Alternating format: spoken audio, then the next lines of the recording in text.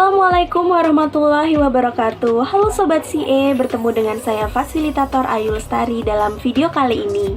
Pada kesempatan kali ini kita akan belajar tentang suatu topik yang sangat menarik, yaitu konsep dasar pendidikan konsumen.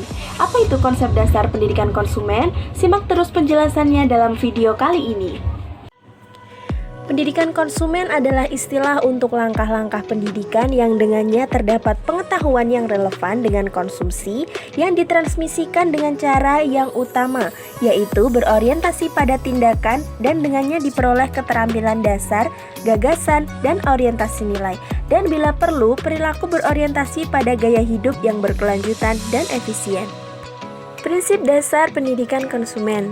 Prinsip dasar pendidikan konsumen pada abad ke-21 ini membahas mengenai masalah dan kebutuhan konsumen. Selama beberapa dekade, konsumen di sebagian besar negara Eropa dapat merasa terlindungi oleh kebijakan politik. Kebijakan politik saat itu yaitu meningkatkan hak-hak konsumen dan mengontrol secara ketat, di mana konsumen hanya secara samar menyadari perannya di pasar.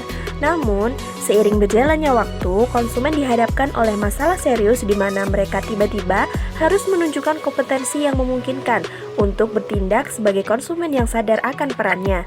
Tidak hanya itu, pada saat yang sama pula, masalah akibat pengelolaan dan penanganan sumber daya yang ceroboh dihadapi oleh konsumen, di mana mereka diminta untuk beralih dari kebiasaan konsumen lama ke cara konsumsi yang berorientasi pada efektivitas dan berkelanjutan. Nah, dalam pelaksanaan pendidikan konsumen, ada berbagai unsur-unsur yang harus dimiliki oleh seorang konsumen yang cerdas, yaitu yang pertama adalah informasi topik.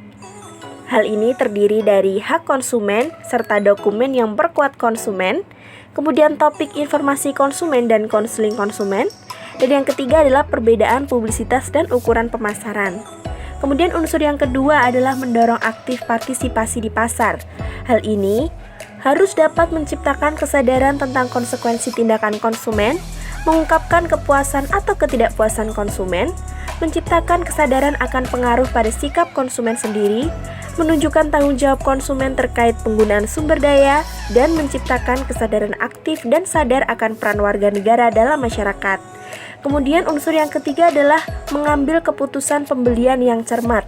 Hal ini terdiri dari menciptakan kesadaran tentang sikap konsumen sendiri, mengetahui struktur kebutuhan kita sendiri, menciptakan kesadaran akan pengaruh pada struktur sendiri kebutuhan kita, dapat menggunakan sumber daya yang ada dengan cara ekonomi dan ekologis, menciptakan kesadaran tentang berbagai cara untuk menangani informasi dan konsumsi, dan yang terakhir adalah dapat mengevaluasi sikap konsumen sendiri. Pendidikan konsumen yang berhasil tidak boleh mengarahkan konsumen dan tidak boleh menggunakan larangan atau perintah. Hal ini bukanlah ketentuan untuk menjadi konsumtif atau mendukung pembelian produk tertentu. Hal ini juga bukan instruksi untuk secara umum meninggalkan sikap konsumsinya. Pelajaran ini adalah bagian penting dari pendidikan umum yang membantu konsumen membuat keputusan dengan menetapkan prioritas secara sadar, membentuk kehidupan sehari-hari mereka secara berkelanjutan, dan mampu menggunakan sumber daya yang ada dengan bijak.